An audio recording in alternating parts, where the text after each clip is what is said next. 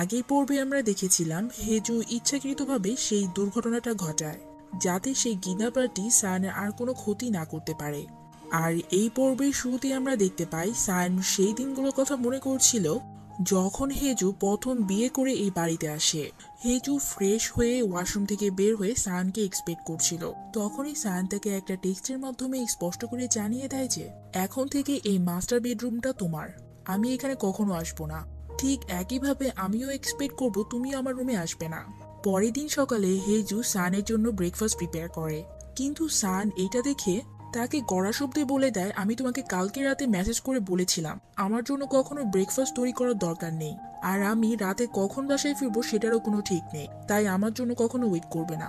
সে হেজুর সাথে এমন ব্যবহারের মাধ্যমে ইচ্ছাকৃতভাবে তাদের দুইজনের মাঝখানে একটা লাইন ড্র করে। আর বর্তমানে সায়ন এই দৃশ্যগুলো কল্পনা করে আফসোস করে বলছিল, আমি যদি সেদিন সকালে তোমাকে আমার মনের কথাগুলো বলতে পারতাম, যে তোমাকে বিয়ে করে আমি এতটা খুশি হয়েছি যে রাতে আমি এক পলকও ঘুমাতে পারিনি, আর এই প্রথমবার এই বাসায় আমার এত শান্তি লাগছে। আর সেদিন রাতেই সায়ন বাসায় ফিরে হেজুকে বলেছিল, তোমার যদি আমাকে বিয়ে করে তেমন কোনো সমস্যা না হয়ে থাকে তাহলে আমরা নিজেদেরকে কিছু সময় দিতে পারি, আমরা ধীরে ধীরে একে অপরকে জানবো।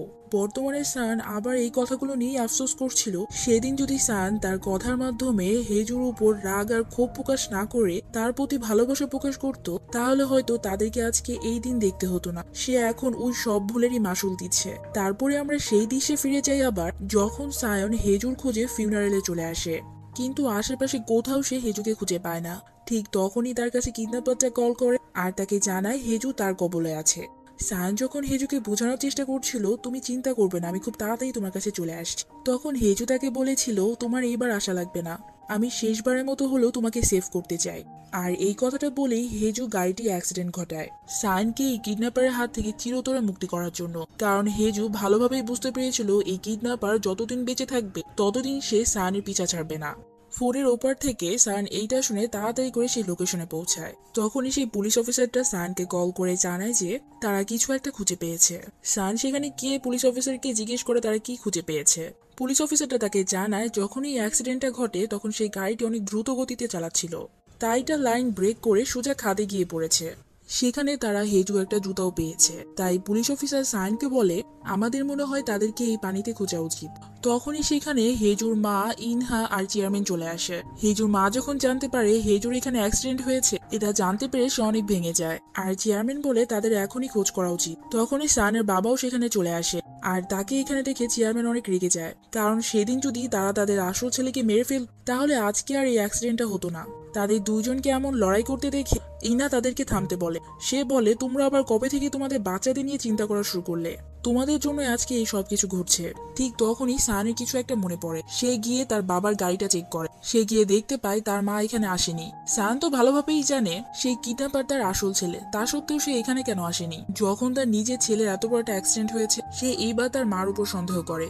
তাই সে সেই সময় ঘটার সবগুলো সিসিটিভি ফুটেজ চেক করে পুলিশকে দিয়ে। পুলিশটি তাকে কল করে জানায়, আমরা কোনো সিসিটিভি ক্যামেরায় তোমার মাকে খুঁজে পাইনি, আর আমরা সেখানে উপস্থিত সবার গাড়ির ড্যাশ ক্যামেরাও চেক করেছি। সেখানে আমরা কোনো গাড়িতে করে তোমার মাকে যেতে দেখিনি, হয়তো সে পিছনে গেট দিয়ে চলে গেছে, আর সেখানে তো কোনো সিসিটিভি ক্যামেরা ছিল না। সায়ন এই কথাটা শুনে তার মার বাসায় যায়। সেখানে গ্যারেজে গিয়ে তার মার গাড়ির ড্যাশ ক্যামেরা চেক করে। সেই ড্যাশ ক্যামেরাগুলোতে কোনো ভিডিও ছিল না, সে ইতিমধ্যেই সবগুলো ডিলিট করে ফেলেছে। তাই সে সাথে সাথে পুলিশ অফিসারকে কল করে। সে পুলিশ অফিসারকে বলে, আপনি এখনই সে তার ড্যাশ ক্যামেরায় কি কি ডিলিট করেছে তা রিকভার করেন, সাথে তার ফোন আর লোকেশন ডাটাও। তাহলে আমরা জানতে পারবো হেজুর অ্যাক্সিডেন্টের সময় সে কোথায় ছিল, আর কোনোভাবে সে এটার সাথে জড়িত কিনা। পুলিশ অফিসারটা জানায়, এসবের জন্য প্রথম আমাদের সার্চ ওয়ারেন্ট দরকার, কারণ তোমার মা একজন প্রভাবশালী মহিলা, আমরা এভাবেই বিনা কারণে তাকে সার্চ করতে পারবো না। সায়ন সেখান থেকে বের হওয়ার সময় তার মার সাথে তার দেখা হয়। সায়নকে দেখে স্পষ্ট বোঝা যাচ্ছিল সে তার মাকে সন্দেহ করছে। সায়ন তার মাকে জিজ্ঞেস করে, আপনার ছেলে যেখানে অ্যাক্সিডেন্ট হয়েছে সেখানে আজকে আপনি কেন ছিলেন না? আজকে সেই অ্যাক্সিডেন্টের পর আপনার ছেলে আর হেজুর সাথে যে কোনো কিছু হতে পারে, কিন্তু আপনি একবার দেখতেও আসেননি।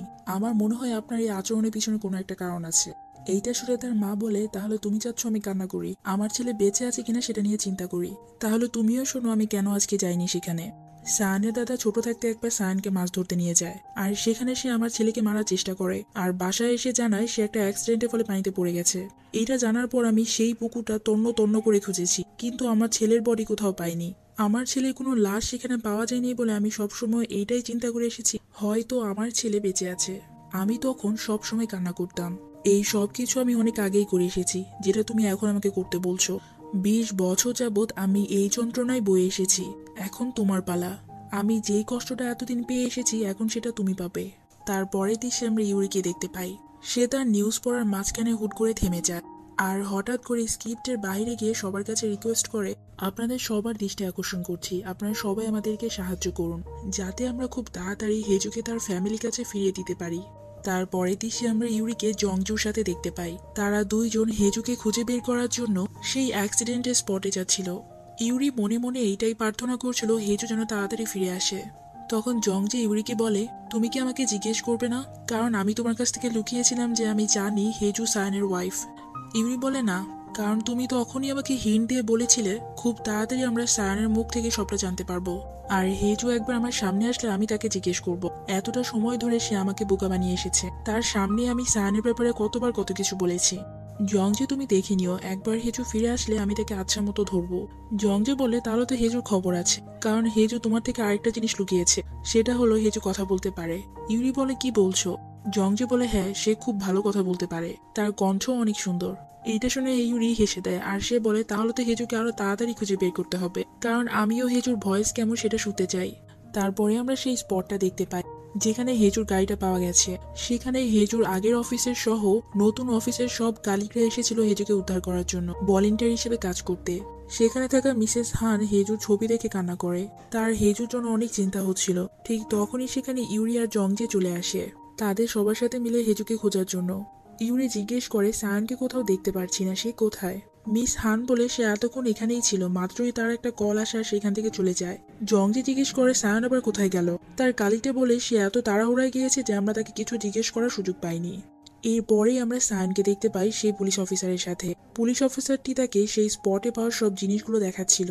সেই স্পট থেকে তারা হেজুর ফোনও উদ্ধার করেছে, আর সেখান থেকে পাওয়া এই জিনিসগুলো হেজুর কিনা সেটা কনফার্ম হওয়ার জন্য সায়নকে ডাকা হয়েছে। পুলিশ অফিসার জানায় তারা এই সব কিছু সেখানে থাকা স্রোতের কারণে কিছুটা দূরে খুঁজে পেয়েছে, কিন্তু এখনো আমরা হেজুকে খুঁজে পাইনি। তখন সায়ন বলে, আপনারা কি ভাবছেন হেজু মরে গেছে? হেজু মরে গেছে এই চিন্তা বাদ দিয়ে দেন। আর আমি যে বলেছিলাম আমার মায়ের সার্চ ওয়ারেন্ট বের করতে, সেটার কি হলো? সেই পুলিশটি তাকে জানায় যে মাত্রই আমার কাছে একটা কল এসেছিল, আমরা যেই সার্চ ওয়ারেন্টের জন্য রিকোয়েস্ট করেছিলাম সেটা রিজেক্ট হয়ে গেছে। আর এমনটা হওয়াই স্বাভাবিক ছিল, কারণ তুমি খুব ভালোভাবেই জানো তোমার মা কতটা ক্ষমতাশীল। তার বিরুদ্ধে এভাবেই সার্চ ওয়ারেন্ট বের করা এত সহজ না। সায়ন জানায়, এই মুহূর্তে আমি আমার মাকে সব থেকে বেশি সন্দেহ করছি। সে যতই ক্ষমতাশীল হোক না কেন, কোনো না কোনো উপায় তো অবশ্যই আছে। আপনি আবার সার্চ ওয়ারেন্টের জন্য রিকোয়েস্ট করুন। এইবার আমরা অন্য উপায়ে সার্চ ওয়ারেন্টের রিকোয়েস্ট করব, যেটা কেউ রিজেক্ট করতে পারবে না।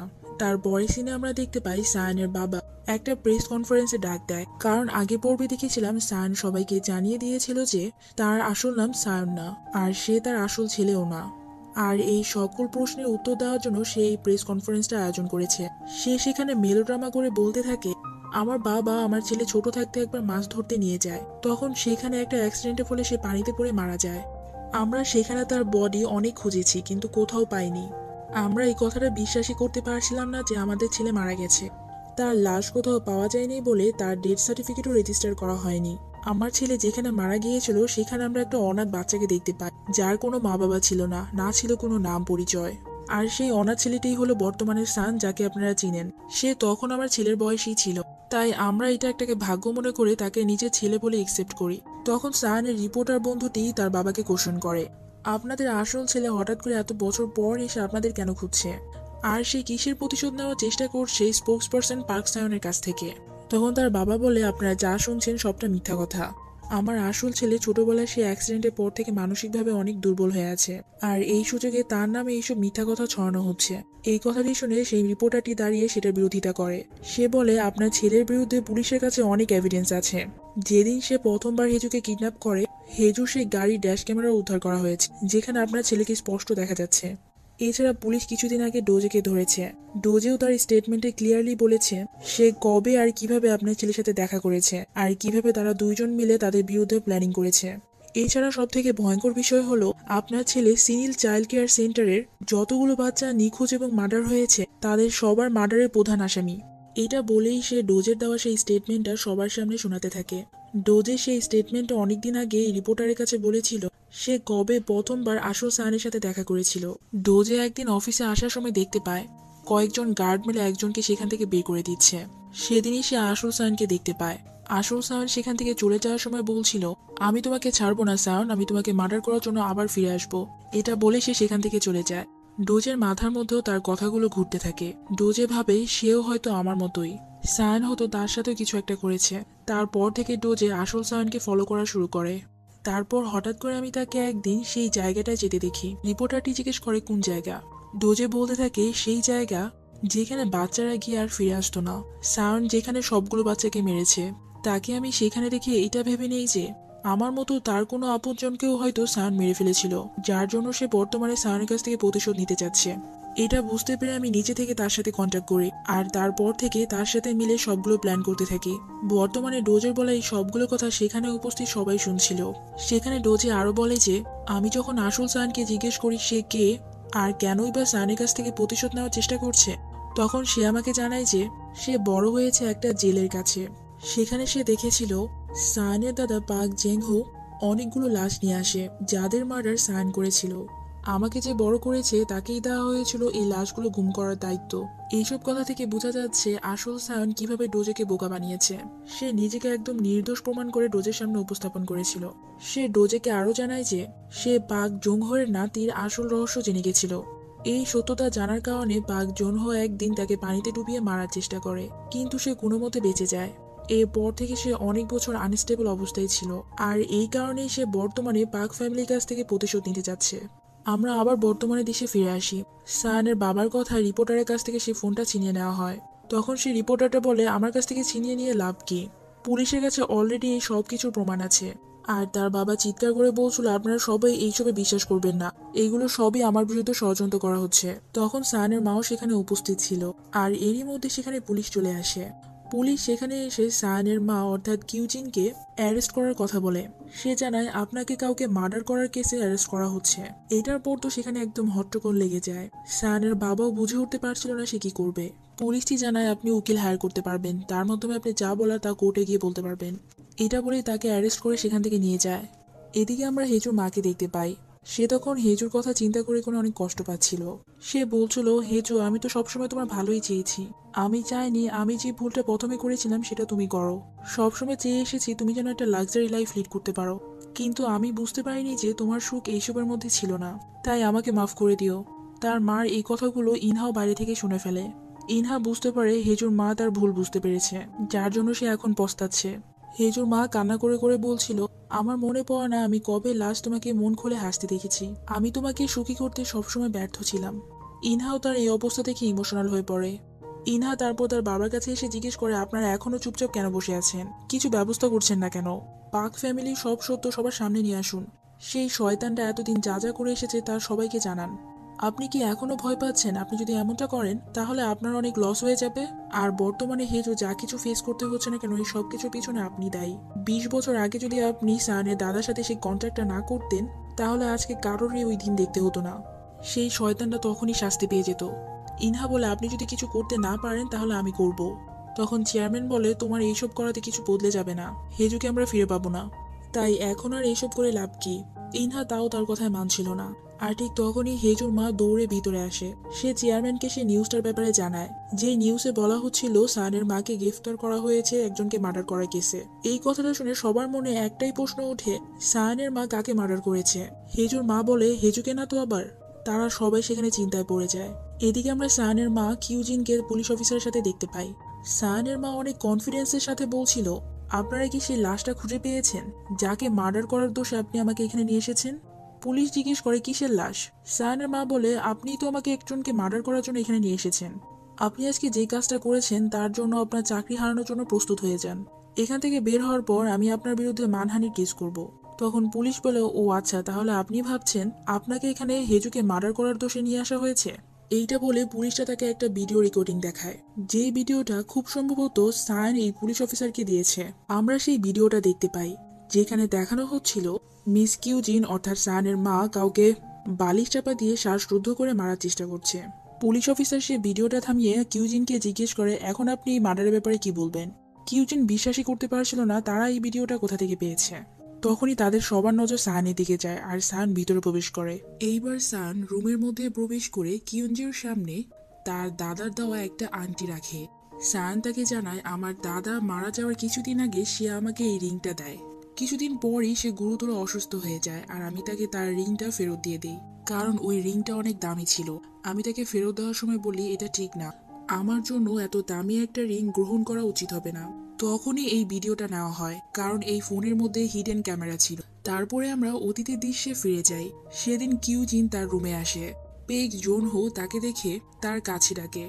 সে কিউজিনকে বলে, তোমার এত বছর যাবত অনেক কিছু সহ্য করতে হয়েছে। তখন কিউজিন বলে, আপনি কি আমার কাছে মাফ চাচ্ছেন যেগুলো আপনি আমার সাথে করেছেন? তখন মৃত পায় পাক জোনহো বলে, তুমি কিসের জন্য মাফ চাওয়ার কথা বলছো? তোমার ছেলেকে মেরে ফেলার জন্য? তখন কিউজিন বলে, হ্যাঁ অবশ্যই, কিন্তু তার সাথে আরেকটা কারণ আছে। আপনি আমার ছেলের জায়গায় আপনার নিজের ছেলেকে নিয়ে এসেছেন এর জন্য। আসলে বর্তমানে পাক সায়ন অর্থাৎ আমাদের হিরো পেগ জুনহোর অবৈধ সন্তান ছিল। পেগ জুনহো আমাদের নায়কের দাদা নয় বাবা হয়। সেদিন সে তার নাতিকে নিজ হাতে মেরে সেই জায়গায় তার নিজের ছেলেকে নিয়ে এসেছিল। আর এই রহস্যটা কিউজিন পরবর্তীতে কোনোভাবে জেনে ফেলে। যাই হোক, পেগ জুনহো কিউজিনকে বলে, তাহলে তুমি সবটাই জানতে? কিউজিন বলে, প্রথম প্রথম তো আমি এটা ভেবেছিলাম আপনি হয়তো আমার ছেলের জায়গায় একটা অনাথ বাচ্চাকে নিয়ে এসেছেন, কিন্তু সে যতই বড় হচ্ছিল ততই আমার মনে হচ্ছিল যে সে পুরোপুরি আপনার উপরে গেছে। আমি খেয়াল করেছি আপনি কত মায়া আর ভালোবাসার দৃষ্টিতে তার দিকে তাকাতেন, কত গর্ববোধ করতেন তাকে নিয়ে। এইসব দেখে কে না বুঝতে পারবে যে এটা আপনার রক্ত। কিন্তু আমি হেল্পলেস ছিলাম, কিছুই করতে পারিনি। যেই সুখটা আমার ছেলেকে আমার চোখের সামনে বড় হতে দেখে আমার পাওয়ার কথা ছিল, সেটা আপনি পেয়েছেন। কিউজিন বলে, তাহলে কি আপনি এই কাজের জন্য আমার কাছে মাফ চাইবেন না? যদি এমনটা হয় তাহলে আমি আমার প্রতিশোধ নিয়ে নিচ্ছি। এটা বলেই সে তাকে বালিশ চেপে শ্বাসরুদ্ধ করে মেরে ফেলে। আর এই সবটাই তখন সেই আংটির মাধ্যমে রেকর্ড হয়ে যায়। বর্তমানে সান কিউজিনকে বলছিল, এই সত্যটা আমি অনেক আগে থেকেই জানি, কিন্তু কখনো প্রকাশে আনিনি। একটা সঠিক সময়ের জন্য অপেক্ষা করেছিলাম, আর সেইটা ফাইনালি এসেই গেছে। তখন কিউজিন বলে, তুমি আসলেই পাক জিনহুর ছেলে, তার মতোই চালাক চতুর। এখন তুমি তোমার বাবার মৃত্যুর প্রতিশোধ আমার কাছ থেকে নিচ্ছ। সান কিউজিনকে জানায় যে আমি আমার বাবার মৃত্যুর প্রতিশোধের জন্য এমনটা করছি না। এমনটা করার হলে আমি অনেক আগেই করে ফেলতাম। আমি এমনটা করতে বাধ্য হয়েছি আমার হিচুকে বাঁচানোর জন্য। সান আরো বলে, এখন তো বলবেন হেচু কোথায় আছে, আপনি তার সাথে কি করেছেন? আপনি এখানে অ্যারেস্ট হওয়ার সাথে সাথে পুলিশ আপনার গাড়ির ড্যাশ ক্যামেরা থেকে শুরু করে আপনার ফোন লোকেশন সবকিছু চেক করছে। পুলিশটা কিছুক্ষণের মধ্যে এমনিও জেনে ফেলবে আপনি হেতুর সাথে কি করেছেন। তাই আপনার জন্য এখন ভালো হবে আপনি যদি এখন সবটা কনফেস করে ফেলেন। আমি আপনার মুখ থেকে সব সত্যটা জানতে চাই। আগের পর্বে আমরা জানতে পেরেছিলাম এতদিন যাবত আমরা যাকে সায়ানের দাদা মনে করে এসেছি, সেই হলো সায়ান অর্থাৎ আমাদের হিরোর আসল বাবা। আর তাকে মার্ডার করার দোষে কিউজিনকে এখানে ধরে নিয়ে আসা হয়। আবার আমরা সেই দেশে ফিরে আসি যখন সায়ন কিউজিনকে বলছিল, আপনি নিজের মুখেই স্বীকার করেন আপনি হেজুকে কোথায় রেখেছেন, এতে করে আপনার শাস্তি কমে যাবে। আর পুলিশের কাছে তো ইতিমধ্যেই আপনার ফোন, গাড়ি, ড্যাশ ক্যামেরা সবকিছু জব্দ করা আছে। তারা সেগুলো ঘেটে একটু পরেই খুঁজে বের করবে আপনি হেজুর সাথে কি করেছেন। তখন কিউজিন বলে, ঠিক আছে, তোমার কথাই মেনে নিলাম যে হেজুকে কিডন্যাপ আমিই করেছি, কিন্তু তুমি তো হেজুকে জীবিত খুঁজে বের করতে চাও। তাই তোমার এমনটা কেন মনে হচ্ছে আমি যদি হেজুকে গুম করে থাকি তাহলে এখনো তাকে জীবিত রেখেছি? তার এই কথার সাথে সাথে আমরা একটা ফ্ল্যাশব্যাক দেখতে পাই, যেখানে হেজু খুব স্পিডের সাথে সেই রেলিংটাকে ধাক্কা তো দিয়েছিল, কিন্তু তখনও গাড়িটি খাদে পড়ে যায়নি, সেখানে আটকে ছিল। আর ঠিক তখনই সেখানে কিউজিনের কথায় ডোকে চলে আসে। সে সেখানে গিয়ে কিডন্যাপার আর হেজুকে নিজের সাথে তার গাড়িতে তুলে নেয়, আর খালি গাড়িটি নিজে ধাক্কা দিয়ে খাদের মধ্যে ফেলে দেয়। তারপরে সে হেজুর পার্সোনাল সব জিনিস, জুতা আর ফোন এদিক সেদিক পানিতে ফেলে দেয়, যাতে সবাই দেখলে এমনটা মনে করে যে এই গাড়ির সাথে সাথে তারা দুইজনও পানির মধ্যে পড়েছে। তারপরে আমরা আবার বর্তমানে দেশে ফিরে আসি, যেখানে সায়ন কিউজিনকে বলছিল, আপনি আমাকে শাস্তি দেওয়ার জন্য হলেও হেজুকে জীবিত রেখেছেন, কারণ তখন আপনি আমাকে বলেছিলেন আপনিও আমাকে সেই কষ্টটাই ফিল করাতে চান যেটা আপনি ফিল করেছিলেন। সেই কষ্টটা যখন আমি বুঝে উঠতে পারবো না আমার হেজু বেঁচে আছে না মরে গেছে, এই রহস্যটা সবসময়ের মতো রেখে আপনি আমাকে একেবারে না তিলে তিলে মারতে চান, কারণ আপনি এই একই কষ্টটা এত বছর যাবত আপনি নিজের ছেলের জন্য পেয়ে এসেছিলেন। আপনার ছেলের সাথে আমার বাবা 20 বছর আগে এই একই কাজ করেছিল, তাই আপনি তার প্রতিশোধ তার ছেলে অর্থাৎ আমার কাছ থেকে নিতে চাচ্ছেন। এদিকে পুলিশ অফিসাররা কিউজনের ফোনের অ্যাক্সেস নিয়ে হেজু এখন কোথায় আছে সেটা দেখতে পায়, তাই সায়ন আর পুলিশ অফিসাররা তখনই বের হয়ে পড়ে হেজুর কাছে যাওয়ার জন্য। আমরা দেখতে পাই কিউজিন হেজুকে একটা জায়গায় বন্দি করে রেখেছিল, আর তার এই কাজে পুরোপুরি সাহায্য করেছিল ডোকজে। আর আমরা দেখতে পাই কিউজিন আগে থেকে ডোগজেকে নির্দেশ দিয়ে রেখেছিল, আমার যদি এইসবের মধ্যে কিছু হয়ে যায় তাহলে তোমার কাজ হবে হেজুকে মেরে দেওয়া আর আমার নিজের ছেলেকে সেভ করা। আমরা দেখতে পাই ডোগজে তাদের দুইজনকে বেগ ফ্যামিলির একটা পুরনো বাসার আন্ডারগ্রাউন্ডে দুইটা লকার রুমে, একটাতে হেজুকে আরেকটাতে আসল সায়ানকে রেখেছিল। ডোগজে সেখানে তাদের দুইজনকে টাইম টু টাইম খাবার দেওয়ার জন্য আসতো, কিন্তু হেজু কয়েকদিন যাবৎ কিছুই খাচ্ছিল না, তাই সে অনেক দুর্বল হয়ে যায়। তখন ডোগজে তার কাছে আসে একটা ফাইনাল ডিসিশন শোনানোর জন্য। সে হেজুকে এসে বলে তুমি এখান থেকে বের হয়ে যাও এখনই। আর হেজু সেখান থেকে তাড়াতাড়ি করে বের হয়ে আসে। ডোকে তারপর সেই কিডন্যাপারের লকারের সামনে যায়। কিডন্যাপারটা বারবার বলছিল তাকে সেখান থেকে বের করে দিতে। ডোকে তাকে সেখান থেকে বের না করে উল্টো গেটে তালা মেরে দেয়। আর ঠিক তখনই সেখানে পিছন থেকে বন্দুক নিয়ে সায়ানের বাবা চলে আসে। সে ডোকেকে বন্দুক তাক করে বলে এখনই তালাটা খুলে দিতে। আসলে এখানে সে কিডন্যাপারকে বাঁচাতে না, তাকে মারতে এসেছে। যদিও সে তার আসল ছেলে হয়, কিন্তু তবুও তার জন্যই আজকে তার জীবনে সবকিছু ধ্বংস হয়ে গেছে।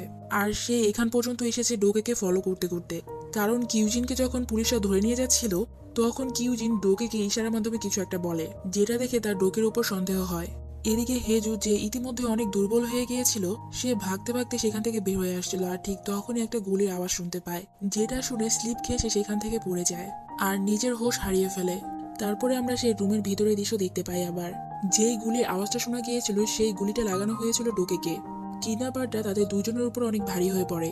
সে খুব সহজেই তার বাবার কাছ থেকে সেই বন্দুকটা ছিনিয়ে নেয় আর সে তার উপরও একটা গুলি চালিয়ে দেয়। এই গুলিটার শব্দে হেজুর হোশ আবার ফিরে আসে। সে সেখান থেকে উঠে আবার দৌড়ে পালানোর চেষ্টা করে। তখন সে দেখতে পায় সেই কিডন্যাপারটা ইতিমধ্যে সেখান থেকে বের হয়ে এসেছে আর সে আশেপাশে সেখানে তাকেই খুঁজছে। কিডন্যাপারটাও বুঝতে পারে হেজু আশেপাশেই আছে। সে শীষ বাজাতে বাজাতে হেজু কোথায় লুকিয়ে আছে সেখান থেকে বের হয়ে আসতে বলে। হেজু অনেক ভয় পেয়ে সেখানেই লুকিয়ে থাকে। তারপরেই সে দূর থেকে অনেকগুলো গাড়ি আসতে দেখে, যেই গাড়িগুলোর মধ্যে সায়ন আর পুলিশ অফিসারগুলোই ছিল। হেজু আর কোনো উপায় না পেয়ে সেখান থেকে উঠে ভাগতে ভাগতে সেই গাড়িগুলোর সামনের দিকে আসতে থাকে। আর ঠিক তখনই সেই কিডন্যাপারটাও হেজুকে দেখে ফেলে, কিন্তু সে জঙ্গলের ভিতরে লুকিয়ে থাকে। তারপরে দেখতে পাই ফাইনালি হেজু সায়ানের গাড়ির সামনে চলে আসে আর তারা দুইজন তখন একে অপরকে দেখে অনেক ইমোশনাল হয়ে পড়ে। সায়ান হেজুকে বলে তুমি চিন্তা করো না, এখন সব ঠিক হয়ে গেছে। হেজু জানায় এখনো কিছুই ঠিক হয়নি, সেই কিডন্যাপারটা আমাদের আশেপাশে আছে আর তার হাতে একটা বন্দুকও রয়েছে। এটা জানতে পারে সেই পুলিশ অফিসারটা তাদের দুজনকে সেখান থেকে তখনই বের হয়ে যেতে বলে আর তাদের একটা টিমকে পাঠায় সেখানে থাকা কিডন্যাপারকে খুঁজে বের করতে। সায়ান হেজুকে নিয়ে সেখান থেকে বেরিয়ে হচ্ছিল। কিছু দূর যাওয়া মাত্রই কিডন্যাপার তাদের গাড়ির সামনে চলে আসে আর তাদের দুজনের উপর বন্দুক ত্যাগ করে তাদের দুজনকে সেখান থেকে বের হয়ে আসতে বলে। সায়ান হেজুকে গাড়ির ভিতরে থাকতে বলে সে নিজে গাড়ি থেকে বের হয়ে আসে। সায়ান সেই কিডন্যাপারকে বলে তোমার দুশ্মনী আমার সাথে, তাই এইসবের থেকে হেজুকে দূরে রাখো। আর আমি তোমাকে আগেও একবার বলেছি তোমার এই সয় সম্পত্তি কিছুই আমি চাই না। তখন কিডন্যাপার বলে আমি ভালোভাবেই জানি তুই তোর বাকি জীবন হেজুর সাথে খুব সুন্দরভাবে কাটাতে চাস, কিন্তু তোর মনে আছে আমি তোকে কি বলেছিলাম? আমি তোকে ছটফট করে কষ্ট পেতে দেখতে চাই। আর তোর মধ্যে কি একটুও গিল্টি ফিল হয় না? কারণ তুই সেই খুনি পাক জুনহুর ছেলে। তোর বাবা সারা জীবন কত খারাপ কাজ করে এসেছে। এদিকে সেই পুলিশ অফিসারটাও তাদের দুজনের পিছনে পিছনে আসছিল। তখন সে দূর থেকে তাদের গাড়িটি অনেকক্ষণ যাবৎ থামতে দেখে, যেটা দেখে তার সন্দেহ হয়। তাই সে তার টিমের সাথে কন্ট্যাক্ট করে ধীরে ধীরে তাদের সবাইকে এদিকে আসতে বলে। এদিকে সেই কিডন্যাপারকে দেখতে পাই সে সায়ানের কানে কানে কিছু একটা বলে, যেই কথাটা শুনে সায়ান অনেক বেশি শকড হয়ে যায়, সাথে সে অনেক কষ্টও পায়। তারপরে সে অনেক বেশি ইমোশনাল হয়ে হেজুর দিকে তাকায়। কিডন্যাপারও সায়ানের এই অবস্থা দেখে হাসতে থাকে। কিডন্যাপার সায়ানের দিকে তাকিয়ে বলে আমি তোকে এই কষ্টটা পেতেই দেখতে চেয়েছিলাম, এখন আমার প্রতিশোধ পূরণ হয়েছে। তখনই সেখানে পুলিশ চলে আসে আর সেই কিডন্যাপারকে চারদিক থেকে ঘিরে ফেলে আর তাকে তার গানটা নামিয়ে রাখতে বলে। কিন্তু কিডন্যাপার তাদের কথা না শুনে সায়ানের দিকে গান পয়েন্ট করে আর ঠিক তখনই আমরা একটা গুলি চালানোর শব্দ শুনতে পাই, কিন্তু আমরা জানতে পারি না এই গুলিটা কাকে করা হয়েছে। আমরা শুধু হিজুকে দেখতে পাই, যার রিয়াকশন অনেক শকিং ছিল। আর হিজুকে দেখানোর মাধ্যমে এই দৃশ্যটা এখানেই কাট হয়। তারপরে আমরা দেখতে পাই হেজু সবসময় স্বপ্ন দেখে, যেখানে হেজু আফসোসের সাথে বলছিল আমি যদি বিয়ের পরপরই সায়ানকে জানিয়ে দিতাম যে আমি তাকে অনেক আগে থেকেই পছন্দ করি। যেদিন সে আমাকে কুকুরের হাত থেকে বাঁচিয়ে নিজের কাঁধে উঠিয়ে আমাকে আমার বাসা পর্যন্ত পৌঁছে দিয়েছিল, সেদিনের পর থেকে আমি তাকে অনেক পছন্দ করি। তাহলে হয়তো আমাদের ম্যারেজ লাইফটা একটা নর্মাল কাপলদের মতো হতো, যেখানে আমরা একে অপরকে জানতাম, চিনতাম, ভালোবাসতাম আর একসাথে অনেক সময় কাটাতাম। আর এই সব কিছু হেজুর একটা ইমাজিনেশন ছিল। বর্তমানে সেই অ্যাক্সিডেন্টের অনেক মাস কেটে গেছে। হেজু বর্তমানে তার বাসায় একলা অনেক স্যাড বসেছিল আর বসে বসে সায়ানের কথা মনে করছিল। সে সায়ানের নাম্বারে কল করে কিন্তু তার নাম্বারটা ভুল দেখাচ্ছিল। হেজু চিন্তা করে সেদিন কিডন্যাপারটা সায়ানের কানে কানে কি এমন বলেছিল, যেটা শোনার পর সায়ান তার দিকে ওইভাবে তাকিয়েছিল আর পুরোপুরি বদলে গিয়েছিল। ঠিক তখনই হেজুর কাছে একটা ইন্টারন্যাশনাল নাম্বার থেকে কল আসে। হেজু তাড়াতাড়ি করে সেই কলটা রিসিভ করে, কিন্তু ওই পাশ থেকে কেউ কিছুই বলছিল না। হেজু বুঝতে পারে আর সে অনেক ইমোশনালি বলে, সায়ান এটা কি তুমি? কিন্তু সামনে থেকে কোনো উত্তর আসে না। আর এরই সাথে এপিসোড 11 এখানেই শেষ হয়। দেখা হবে পরবর্তী শেষ এপিসোডে। হ্যালো এভরিওয়ান, আজকে আমি when the phone rings Korean ড্রামার শেষ পর্বটি এক্সপ্লেইন করব। যারা আগের পর্বগুলো এখনো দেখেননি তারা আমার চ্যানেলটি ভিজিট করতে পারেন। এপিসোড 12 শুরুতে আমরা দেখতে পাই সেই কিডন্যাপারটা সানের উপরে গুলি চালায়। এইটা দেখে হেজু কান্না করতে করতে দৌড়ে সানের কাছে আসে। কিন্তু এটা তো শুধু হেজুর স্বপ্ন ছিল। সেই ঘটনার এখন 1 মাস হয়ে গেছে। তখনই হেজুর কাছে সানের সেই রিপোর্টার ফ্রেন্ডটি কল করে, যে তখন একটি ফাউন্ডেশনের ইভেন্টে ছিল। এই ইভেন্টে চেয়ারম্যান পেক জানহো অর্থাৎ সায়ানের আসল বাবা তার মৃত্যুর আগে সায়ানের নামে যে সকল সম্পত্তি লিখে দিয়ে গিয়েছিল, সেই সব সম্পত্তি সায়ান তার উকিলের সাহায্যে এই ফাউন্ডেশনে ডোনেট করে দেয়। হেজু জিজ্ঞেস করে সায়ান কি আজকে সেখানে এসেছে। রিপোর্টারটি তাকে জানায় না, সায়ান আসেনি। এদিকে দেখতে পাই প্রেসিডেন্সিয়াল অফিসেও সায়ানের দেওয়া রেজিগনেশন লেটারও একসেপ্ট করা হয়। অর্থাৎ আজকের পর থেকে অন্য আরেকজন তার জায়গায় স্পোক্স পার্সন হিসেবে কাজ করবে। আর তাই সেখান থেকে তার সব পার্সোনাল জিনিসপাতি সরানো হচ্ছিল। এদিকে আমরা দেখতে পাই জংহো আর ইউরি একসাথে ডেট করছিল। তারা দুইজন একটা অনাথ আশ্রমে আসে কিছু ভালো সময় কাটানোর জন্য। তখনই সেখানে থেকে একটা বাচ্চা ইউরিকে বলে, আমি তোমার বয়ফ্রেন্ড জংজে থেকে অনেক লম্বা হব আর অনেক হ্যান্ডসামও, তাহলে কি তুমি আমাকে বিয়ে করবে? তখনই সেখানে জংজে এসে সেই বাচ্চাটার গালে পিঞ্চ করে বলে, তোমার এত তাড়া কিসে বড় হওয়ার? সেই বাচ্চাটা এই কথা শুনে মুখ ভেঙায় আর জংজেও তার সাথে মজা করে। তারপর ইউরি জংজেকে টিচ করে বলে, এখন কি তুমি বাচ্চাদের সাথে কম্পিটিশন করবে? তখনই জংজে ইউরিকে বলে, তুমি কি শুনতে পেয়েছো সায়ন নাকি তার সকল সয় সম্পত্তি একটা ফাউন্ডেশনে ডোনেট করে দিয়েছে? এমনকি এই অনাথ আশ্রমের ডাইরেক্টরও আমাকে জানালো যে সায়ন নাকি এই অনাথ আশ্রমে কিছু টাকা ডোনেট করেছে। তখন ইউরি বলে, সায়ন তার সকল সম্পত্তি ডোনেট করে দিল, তার চাকরি থেকেও রিজাইন নিয়ে নিয়েছে, আর কেউ জানেও না সে এখন কোথায়। এমন মনে হচ্ছে যেন হঠাৎ করে বেক সায়নে কোথাও গায়েব হয়ে গেছে। তখন জংজে বলে, বেক সায়ন তো মারা গেছে। তারপর আমরা একটা ফ্ল্যাশব্যাক দেখতে পাই, যার থেকে আমরা জানতে পারি সেদিন রাতে যে গুলিটা চালানো হয়েছিল সেই গুলিটা পুলিশ চালিয়েছিল কিডন্যাপারের উপরে। সেই গুলির কারণে কিডন্যাপার অর্থাৎ আসল বেক সায়ন সেখানেই মারা যায়। আর কিউজিনকে চেয়ারম্যানকে মার্ডার করার দায়ে যাবজ্জীবন কারাদণ্ড দেওয়া হয়। এখন আমরা 6 মাস পরের দৃশ্য দেখতে পাই। হেজু তখনও সায়ানের জন্য অপেক্ষা করছিল। সায়ান যেন হঠাৎ করেই কোথায় গায়েব হয়ে গেছে, সেটা কেউই জানে না। আর এই ব্যাপারে হেজুরও কোনো ধারণা ছিল না। হেজু পরের দিন ডোজের কাছে যায় তার সাথে দেখা করতে, কারণ ডোজ এই সায়ানের সাথে সব থেকে বেশি সময় কাটিয়েছে কাজের সিলসিলায়। ডোজে হেজুকে জিজ্ঞেস করে, আপনি এখানে বারবার কেন আসেন? আপনি তো ভালোভাবেই জানেন আমি সায়ানকে কিভাবে ধোকা দিয়েছিলাম। তখন হেজু বলে, কিন্তু তার আগ পর্যন্ত তো সায়ান তোমার উপরে সব থেকে বেশি ভরসা করত, তাই আমি এখানে জানতে এসেছি তোমার কি এমন কিছু মনে পড়ে, এমন কিছু যা সায়ান তোমাকেই শুধু বলেছিল, যার সাথে সায়ানের হঠাৎ করে গায়েব হওয়ার কোনো লিঙ্ক আছে? ডোজে বলে, হ্যাঁ একটা কথা আছে। আমি যখন হসপিটালে ছিলাম তখন সায়ান একবার আমাকে বলেছিল, একবার যখন এই প্রতিশোধের খেলা শেষ হয়ে যাবে তখন সে শুরুর দিকে ভেবেছিল সে এই দুনিয়া থেকে গায়েব হয়ে যাবে, আর সে তার এই ডিসিশন চেঞ্জ করে। সায়ান আমাকে বলেছিল সে এখন চায় একবার এই সব ঝামেলা থেকে বের হয়ে আপনার সাথে হ্যাপিলি সারা জীবন কাটিয়ে দিতে। তাই আমার মনে হচ্ছে সায়ানের গায়েব হওয়ার পিছনে অন্য কোনো কারণ থাকতে পারে। তার সাথে কথা বলে হেজু বের হয়ে আসে। তখনই তার সাথে মিস্টার কাংয়ের দেখা হয়। সেও সেখানে ডোজের সাথে দেখা করতে এসেছিল। সে হেজুকে বলে, এই ঘটনাটা ঘটার কিছুদিন আগ পর্যন্ত সায়ন স্যার সবসময় আমাকে অনেকগুলো প্রশ্ন করত। একটা ম্যারিড কাপল কিভাবে সুখী হয়, তার ওয়াইফের সাথে কিভাবে কথা বলতে হয়, কিভাবে বউয়ের প্রতি তার ভালোবাসা দেখাতে হয়, আর কিভাবে একটা আইডিয়াল হাজবেন্ড হওয়া যায়। কারণ সে এইসব ব্যাপারে অনেক কাঁচা ছিল, তাই সে এই জিনিসগুলো আয়ত্ত করার অনেক চেষ্টা করছিল। এটা শুনে হেজু কিয়নকে বলে সায়নের ব্যাপারে আরো কিছু বলতে। মিস্টার কাংও তাকে সবকিছু ডিটেলসে বলতে থাকে। তারপরে দেখতে পাই হেজু একদিন তার বাবার সাথে ডিনার করতে এসেছিল। তার বাবাকে সেখানে দেখে সেখানকার থাকা সেই ওয়েট্রেস তাকে আবার ওয়েলকাম জানায়। তখন হেজু তার বাবাকে জিজ্ঞেস করে, আপনি কি এখানে আগেও এসেছিলেন? যেটা শুনে তার বাবা বলে, হ্যাঁ আমার মেয়ে জামাইয়ের সাথে এসেছিলাম। যেই কথাটা শুনে হেজু অনেক সারপ্রাইজড হয়ে যায়, আর সে তার বাবাকে জিজ্ঞেস করে, আপনি কবে এসেছিলেন এখানে? তখন তার বাবা বলে, তার বার্থডের দিন সায়ান তাকে এখানে নিয়ে এসেছিল তার ফেভারিট খাবার খাওয়ানোর জন্য। এইটা সায়ানের গায়েব হওয়ার ঠিক আগের দিনের ঘটনা ছিল। হেজু জিজ্ঞেস করে, এরপরে কি আর কখনো সায়ান আপনার সাথে দেখা করতে এসেছিল? তার বাবা জানায় না। হেজু বাসায় ফিরে আসে আর ঠিক তখনই ইনহাও তার কাছে আসে। ইনহা হেজুকে তার সাথে বাইরে ঘুরতে যেতে বলে, কারণ সায়ানের গায়েব হওয়ার 6 মাস পার হয়ে গেছে আর এখনো হেজু এখানেই পড়ে আছে। কিন্তু হেজু কোথাও যেতে মানা করে দেয়। ইনহা হেজুকে বলে, তুমি আর কতদিন সায়ানের জন্য এভাবে ওয়েট করবে? সায়ানের গায়েব হওয়ার 6 মাস হয়ে গেছে। হেজু বলে, আমি যদি তোমার সাথে তোমাদের বাড়িতে চলে যাই, তারপর যদি সায়ান একদিন আমাকে দেখার জন্য এখানে আসে? আর তুমি জানো আমার এখনো বিশ্বাসই হচ্ছে না সায়ান আমাকে রেখে চলে গেছে। সেদিন রাতে সেখান থেকে আমাকে রেস্কিউ করার পর হসপিটালে যখন আমার চোখ খুলে, তখনও সায়ান আমার চোখের সামনেই ছিল। একদিন রাতে হঠাৎ করে যখন আমি একটা দুঃস্বপ্ন দেখে উঠি, তখনও আমি চোখ খুলে দেখেছিলাম সায়ান আমার সামনেই বসে আছে। সায়ান তখন আমাকে বলেছিল সে আমার সাথেই আছে, ভয় পাওয়ার কিছু নেই, আর সে আমার সাথেই থাকবে। কিন্তু তার পরের দিনই সে হঠাৎ করে গায়েব হয়ে যায়। আর আমি জানি সে একদিন ফিরে আসবে, তাই আমি এখান থেকে যেতে চাই না। ইনহা তাকে বোঝায় সায়ান আর ফেরত আসবে না। সে বলে, আমি তো ভেবেছিলাম তুমি হয়তো কিছুদিনের মধ্যে সায়ানকে ভুলে যাবে, কিন্তু না, তুমি তো তাকে এক মুহূর্তের জন্য ভুলতে পারছো না। তখন হেজু ইনহার কাছে জিজ্ঞেস করে, আপনি কি কিছু জানেন সে কেন আমার কাছে ফেরত আসছে না? ইনহা তাকে কিছুই বলে না, শুধু এটাই বলে যে তুমি তাকে ভুলে যাও। এই কথা শুনে হেজু কান্না করতে করতে বলে, আপনি এমনটা কেন বলছেন? আমাকে সবকিছু সত্যি করে বলেন, আপনি কি কিছু জানেন?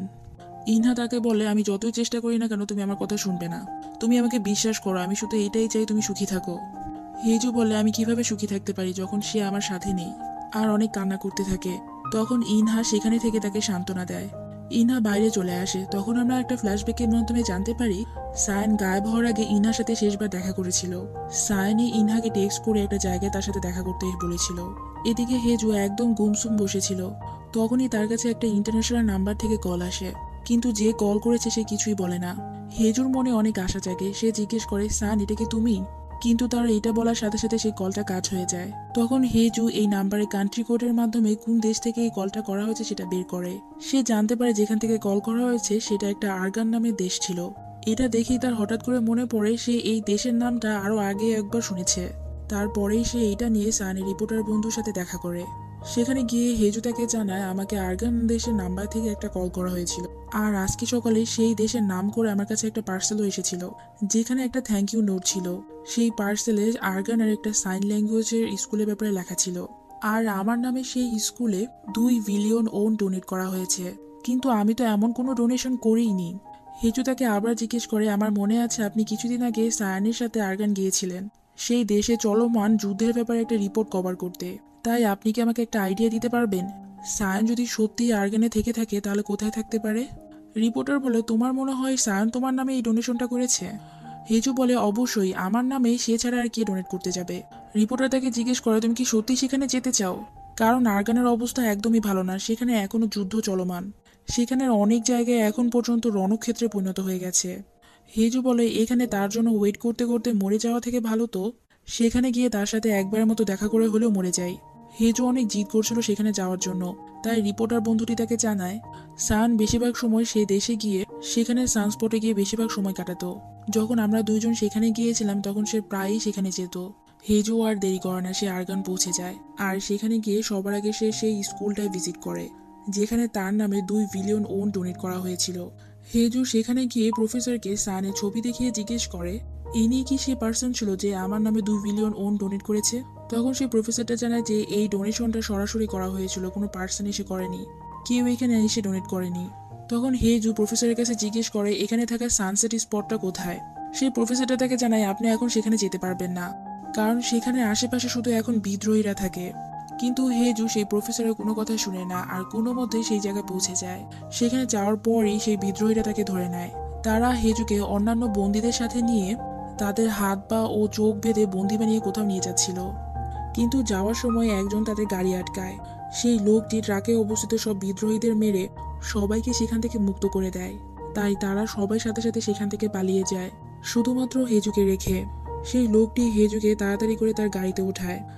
সেই লোকটি যখন হেজুকে নিয়ে সেখান থেকে বের হতে নিচ্ছিল তখন সেই বিদ্রোহীগুলো তাদের পিছু করে। কিন্তু সেই লোকটি চালাকির সাথে তাদের চকমা দিয়ে তাদের গাড়িটি এক জায়গায় লুকিয়ে ফেলে। সেখানে সে হেজুর চোখে থেকে সে কাপড়টা সরায় আর সে নিজের মুখ থেকে মাস্কটা সরায়। তখন আমরা দেখতে পাই এই লোকটা আর কেউ না, সায়ন ছিল। তাকে সেখানে দেখে হেজু অনেক রাগের সাথে সাথে ইমোশনালও হয়ে যায়। সায়নে তাকে জিজ্ঞেস করে, তুমি এখানে কি করছো?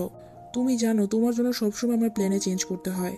যখনই তুমি চলে আসো তখনই আমার কোনো প্ল্যান সফল হয় না, তুমি শেষমেশ সবকিছু খারাপ করে দাও। হেজু রেগে গিয়ে বলে, আমি সবকিছু খারাপই করতে চাই। তুমি সবসময় তোমার প্ল্যানের ব্যাপারে বলো। আমি এখন জানতে চাই আমাদের দুজনের রিলেশনশিপ কি কখনো তোমার প্ল্যানের মধ্যে ছিল না? আমার তো প্ল্যান ছিল প্রথম প্রথম তোমাকে ডিভোর্স দেওয়ার, কিন্তু আমি তা করতে পারিনি। উল্টা আমি আরও তোমাকে ভালোবেসে ফেলি। তুমি কি জানো তোমাকে ছাড়া আমি একদিনও থাকতে পারছিলাম না। তোমাকে কি আমার বোন কিছু বলেছে যার জন্য তুমি এখানে চলে এসেছো? আর সেই কিডন্যাপার সেদিন তোমার কানে এমন কি বলেছিল? আর ঠিক তখনই আমরা জানতে পারি সেই কিডন্যাপার সায়নের কানে বলেছিল, তুমি তো জানো তোমার আসল বাবা বেক চান হো, কিন্তু তুমি কি এইটা জানো তোমার বাবাই হেজু আর তার ভাইয়ের অ্যাক্সিডেন্ট করিয়েছিল? কারণ তার ভাই আমাকে সেদিন দেখে ফেলেছিল, আর এই অ্যাক্সিডেন্টের ফলে হেজুর ভাইও মারা যায়। আর ইনহা চিরতরে কানে শুনতে পায় না, আর যার জন্য হেজুকে এত বছর যাবৎ বোবার মতো থাকতে হয়েছে। আর সায়ন এই ব্যাপারগুলো জানতে পেরে তার মধ্যে অনেক গিল্টি ফিল হয়, কারণ তার জন্যই হেজুকে এত কিছু ভুগতে হয়েছিল। আর এর জন্যই সে গায়েব হওয়ার আগের দিন ইনহার সাথে দেখা করেছিল তার মৃত ভাইয়ের মেমোরিয়াল হাউসে, যেখানে সে ইনহার কাছে তার বাবার করা কাজের জন্য মাফ চেয়েছিল। সেখান থেকে এসে শেষবার সায়ন হেজুর কাছেও মাফ চেয়েছিল, কিন্তু হেজু তখনও পুরোপুরি হসেছিল না, আর সে বলেছিল ইটস ওকে। আর এই গিল্টের কারণে সায়ন হেজুকে ফেস করতে চাচ্ছিল না, তাই সে নিজেকে শাস্তি দেওয়ার জন্য হেজুর কাছ থেকে অনেক দূরে চলে আসে। তারপর আমরা আবার বর্তমানে দেশে ফিরে আসি। হেজু সায়নকে বলছিল, তোমার জন্য আমাকে আর কতদিন ওয়েট করতে হবে? তুমিও ভালোভাবেই জানো যতদিন ধরে আমাদের বিয়ে হয়েছে আমরা বেশিরভাগ সময়ই একে অপরকে ভুল বোঝাবুঝির মাধ্যমে কাটিয়ে দিয়েছি। সব সময় আমরা দুজন দূরে দূরে ছিলাম। আমাদের উচিত ছিল সেই মিসআন্ডারস্ট্যান্ডিংগুলো সলভ করে একে অপরকে কেয়ার করা, ভালোবাসার। এখন আমি জানতে চাই আমাকে আর কতদিন এভাবে ওয়েট করতে হবে, আর সেই সব দিনগুলোর জন্য স্বপ্ন দেখতে হবে। যদি শুধু তুমি শাস্তি পাওয়ার জন্য এমনটা করে থাকো তাহলে আমি নিজে তোমাকে শাস্তি দিব। সান বলে, তুমি কি শাস্তি দিবে? আমি অলরেডি শাস্তি পাচ্ছি। তুমি আমার সামনে দাঁড়িয়ে আছো, আমি তোমাকে জড়িয়ে ধরতে চাই কিন্তু তাও পারছি না। তুমি দেখতেই পারছো আমি কিভাবে আমার নিজেকে থামিয়ে রেখেছি। হেজু বলে, কিন্তু আমি নিজেকে থামিয়ে রাখবো না। এটা বলেই সে সায়নকে ধরে কিস করে। সায়ন আর নিজেকে থামাতে পারে না। তারপর সায়ন হেজুকে তার নিজের বাসায় নিয়ে যায়। সেখানে যাওয়ার পরও তাদের রোমান্স কন্টিনিউ চলতে থাকে। পরের দিন সকালে যখন হেজুর ঘুম ভাঙে, সে সায়নের ফোনটা চেক করে। হেজু দেখতে পায় সেখানে অনেকগুলো সানসেটের ছবি ছিল। হেজু সায়নকে বলে, আমি জানতাম না তোমার সানসেট এত বেশি পছন্দ। সায়ন বলে, সানসেটের মধ্যে আমি সবসময় তোমাকে দেখতে পাই। হেজু তারপর সায়নকে জিজ্ঞেস করে, সেই ইন্টারন্যাশনাল নাম্বার থেকে কিছুদিন আগে কি তুমি কল করেছিলে আমাকে? সায়ন বলে, হ্যাঁ, কারণ আমি তোমাকে অনেক বেশি মিস করছিলাম। আমি তখন তোমার আওয়াজ শোনার জন্য কল করেছিলাম, কিন্তু আমি ভুলেও বুঝতে পারিনি যে তুমি ওইটার মাধ্যমে আমাকে খুঁজতে খুঁজতে এখানে চলে আসবে। হেজু তারপর আবার জিজ্ঞেস করে, সেই ডোনেশনটা কি তুমি করেছিলে? সায়ন বলে, হ্যাঁ, আমি তোমার নামে সেখানে 2 বিলিয়ন ওন ডোনেট করেছিলাম, কারণ আমাদের বিয়ে কন্ট্রাক্টে লেখা ছিল কেউ যদি ডিভোর্স দেয় তাহলে তাকে 2 বিলিয়ন ওন পেনাল্টি দিয়ে ডিভোর্স দিতে হবে। এইটা সেই পেনাল্টির টাকা ছিল, কারণ বেক সায়ন তোমাকে ডিভোর্স দিতে যাচ্ছে, আর আমি যে আসলে বেক সায়ন না সে তোমাকে বিয়ে করবে। যেটা শুনে হেজু অনেক খুশি হয়ে যায়, আর সেই কথা মতো তারা দুইজন আবার বিয়ে করে ফেলে। তারপর তাদের নতুন বাসায় শিফট হয়। আর আজকে তারা তাদের হাউস ওয়ার্মিং পার্টির জন্য তাদের সব বন্ধু আর কালিজে ডেকেছিল। তাদের দুজনের সব শুভাকাঙ্ক্ষীরা এখানে এসেছিল। তারা সবাই একসাথে খাবার খেতে বসে, যেখানে সবাই তাদেরকে নতুন বিয়ে করে নতুন জীবন শুরু করার জন্য কংগ্রাচুলেশন জানাচ্ছিল। আর তারা সায়নের নতুন নাম জিজ্ঞেস করে। হেজু সায়নের নতুন নামটি বলে, যেটা ছিল বেক ইউ ইয়ন, যার মানে ছিল একমাত্র ভালোবাসা, যেটা নিয়ে ইউরি তাকে ডিচ করতে থাকে। উপস্থিত সবাই সেখানে অনেক খুশি ছিল। তারপর ইউরি জানায় যে তারা দুইজনও কিছুদিনের মধ্যে বিয়ে করতে যাচ্ছে, যেটা শুনে বাকি সবাইরা আরও বেশি সারপ্রাইজ আর খুশি হয়ে যায়। তারা সবাই সেখানে এভাবে হাসি খুশির মাধ্যমে টাইম স্পেন্ড করে। সবাই সেখান থেকে চলে যাওয়ার পর তারা দুইজন মিলেমিশে সেখানটা পরিষ্কার করে। হেজু সানকে জড়িয়ে ধরে বলে তার কাছে এই সবকিছু একটা স্বপ্নের মতো। হেজু বলে, সবসময় যেন এই পরিবেশটা এমন কোলাহলপূর্ণ থাকে। আমি আর আগের মতো সেই চুপচাপ পরিবেশে ফিরে যেতে চাই না। সায়ন বলে, এটার জন্য তো আমাদের আরেকটা ফ্যামিলি মেম্বার দরকার, যেটার জন্য এখন তোমাকে আমার সাথে কোঅপারেট করতে হবে। এটা বলে সে হেজুকে উঠিয়ে বেডরুমে নিয়ে যায়। পরের দিন সায়ন অর্থাৎ বেক ইউ ইয়ন তার পালিত বাবার সাথে দেখা করতে যায়। সে কিছুদিন আগে জেল থেকে বের হয়ে এসেছে, আর সে এখন একটা রেস্টুরেন্ট চালায়। আর হেজু ও হেজুর মার সাথে দেখা করতে আসে। হেজুর মা ফাইনালি হেজুর মুখে হাসি দেখে অনেক খুশি হয়, কারণ সেও তো এমনটাই চেয়েছিল তার মেয়ে খুশি থাকুক। হেজু সেখান থেকে যাওয়ার সময় ইনহার সাথে দেখা করে যায়। হেজু ইনহাকে সরি বলে, নতুন করে সায়নকে বিয়ের কথাটা তাকে বলেনি বলে। ইনহাও তাকে সরি বলে অতীতে ঘটা সেই জিনিসগুলোর জন্য। হেজু বলে, পাস্টে যাই ঘটেছে না কেন আমি সবকিছু ভুলে গেছি, আর আপনিও ভুলে যান। শুধু শুধু অতীতের কথাগুলো মনে করে কষ্ট পাওয়ার কি দরকার। আর আমি এখন আসলে অনেক সুখী আছি, তাই আমাকে নিয়ে আর চিন্তা করবেন না। পরবর্তীতে আমরা ইজুকে দেখতে পাই সে এখন সাইন ল্যাঙ্গুয়েজ ইন্টারপ্রিটারের সাথে সাথে ব্রডকাস্টিং এর কাজেও যুক্ত ছিল। একদিন হেজু নিউজ স্টেশনে ছিল যখন ইউরি নিউজ পড়ছিল, যেই খবরে ইউরি বলছিল দুইটা দেশের মধ্যে যুদ্ধ চলছে, তার মধ্যে একটি দেশ কোরিয়ার কিছু সিটিজেনদেরকে জিম্মি করে রেখেছে, আর কোরিয়ার সরকারের তরফ থেকে তাদের সাথে নেগোশিয়েট করার জন্য সেখানে গিয়েছিল সায়ন, কারণ সায়ন এখন সরকারি কূটনৈতিক হিসেবে কাজ করে। এই খবরটা জানার পরে হেজু সানের জন্য অনেক চিন্তা হয়, তাই সে তাকে কল করে, কিন্তু সান তার কলটা রিসিভ করছিল না। আর কিছুক্ষণ পর সানই তাকে কল ব্যাক করে। সে হেজুকে জানায় আমার কাজ শেষ হয়ে গেছে, আমি খুব তাড়াতাড়ি তোমার কাছে ফিরে আসছি। সেখানে আমরা ডোজেকে দেখতে পাই যার শাস্তি কমিয়ে দেওয়া হয়েছিল, আর সে জেল থেকে বের হয়ে এখন আগের মতো সানের টিমে কাজ করছে। হেজু তো সানকে অনেক কথা শোনাতে থাকে সে এতক্ষণ কোথায় ছিল, কেন তার কলটা রিসিভ করেনি, কারণ সে সানের জন্য এতক্ষণ যাবত অনেক দুশ্চিন্তা করছিল। তখন সান মজা করে বলে, কলার 406, তোমার হঠাৎ করে কি হলো? তুমি এত দুর্বল কবে থেকে হয়ে উঠলে? তুমি না আগে কত রাফ আর টাফ ছিলে? হেজু সানকে জিজ্ঞেস করে, কেন তুমি কি সেই কলার 406 কে মিস করছো? সান বলে, হ্যাঁ, তখন তুমি যেই টোনে আমাকে ধমকি দিতে সেটা অনেক বেশি ইন্টেন্সিভ আর থ্রিলিং ছিল, কারণ সেই হেজু আমার কাছে কোনো কিছু চিন্তা ভাবনা করে বলতো না, যাই মনে আসতো তাই বলে দিত। কিন্তু এখন যদি তোমার মনে কিছু থাকে তাহলে তুমি সেটা নিয়ে আপসেট হয়ে থাকো, আর আমাকে সে ব্যাপারে কিছুই জানাও না। সান আরো বলে, আমার খুব ভালো লাগে যখন আমার ওয়াইফ আমার ব্যাপারে কমপ্লেন করার আগে কোনো হেজিটেট করে না, সব কিছু বলে দেয়। আমি এমন হেজুই সবসময় চাই, তাই আমাকে নিয়ে কখনো তোমার মধ্যে কোনো কমপ্লেন থাকলে নিজের মধ্যে রাখবে না, সবসময় সেটা নিজের দমে বলবে। সেটা নিয়ে আমার সাথে ঝগড়া করবে তাতেও কোনো সমস্যা নেই, মুড অফ করবে, তারপর আমি অন্যান্য হাজবেন্ডের মতো তোমাকে মানাবো। হেজু বলে, ঠিক আছে, এখন থেকে আমি এমনটাই করব, আমার যখন যা ডিমান্ড থাকবে তাই করব তোমার কাছে। তাহলে এখন থেকেই শুরু করে দেই, আমি এখন চাই তুমি তাড়াতাড়ি করে আমার কাছে আসো। সান বলে, এটা কোনো ব্যাপার না, আমি এখনই আসছি। তারপরে আমরা ড্রামাটির শেষ দৃশ্য দেখতে পাই, যেখানে তারা দুইজন একসাথে হাত ধরে হাঁটছিল। সেখানে তারা দুইজন খুব খুশি ছিল, আর এটার মাধ্যমে হুইং দ্য ফোন রিংসে হ্যাপি এন্ডিং হয়। যারা এতদিন যাবৎ আমার সাথে যুক্ত ছিলেন, আমাকে এত এত সাপোর্ট করে এসেছেন, তাদেরকে মন থেকে ধন্যবাদ। আমি সবসময় এই চ্যানেলে নতুন সব অনগোয়িং কোরিয়ান ড্রামা এক্সপ্লেন করার চেষ্টা করব, তাই সবার কাছে রিকোয়েস্ট থাকবে সবসময় আমার সাথে এভাবেই কানেক্টেড থাকার।